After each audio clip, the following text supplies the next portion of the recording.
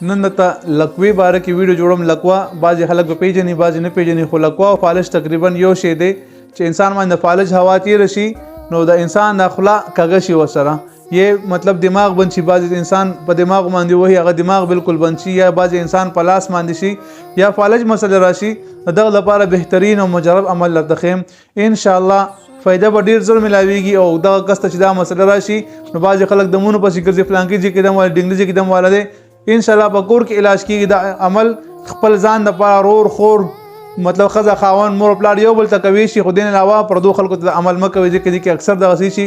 بعضې کس باندې جناتو مسله هم وي او دغه لکوا یا د فالج مسله پې هم راشي نو ته په هغه دم واشي هغه نه جنات پاسې تا ته راشي. نو په هر حال پردو خلکو ته مه کوي، د خپل کور دپاره د عمل کوي شي.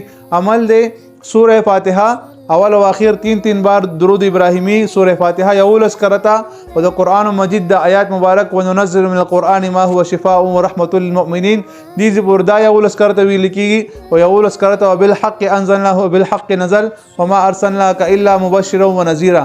دا به شرشم تیل ماندم کې خو شرشم تیل چې کوم دی یا زیتون تیل پدې د مول دي.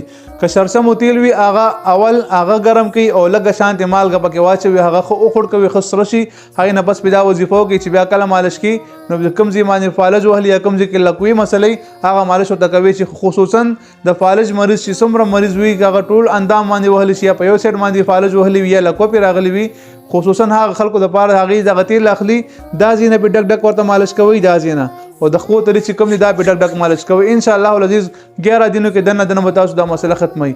الله تعالی دې موږ تاسو نازل شي. که دا ویډیو مو خوښه شوه مخکې ملګرو سره شیر کړئ. کوم مسلمانان داسې وي چې په دې بیمارۍ کې مبتلا وي او ډېر وخت نه پکې غریبانه پراته وي او د مونځ اودس نه موتي د بل څه نه موتي، نو انشاءالله الله تعالی به هغې ته هم شفا ورکړي. الله تعالی موږ نه هم راضي شي او دا خلک په دعا هم کوي. نو که دا ویډیو مو خوښه شوه مخکې ملګرو سره شیر کړئ. السلام علیکم ورحمت الله وبرکاته.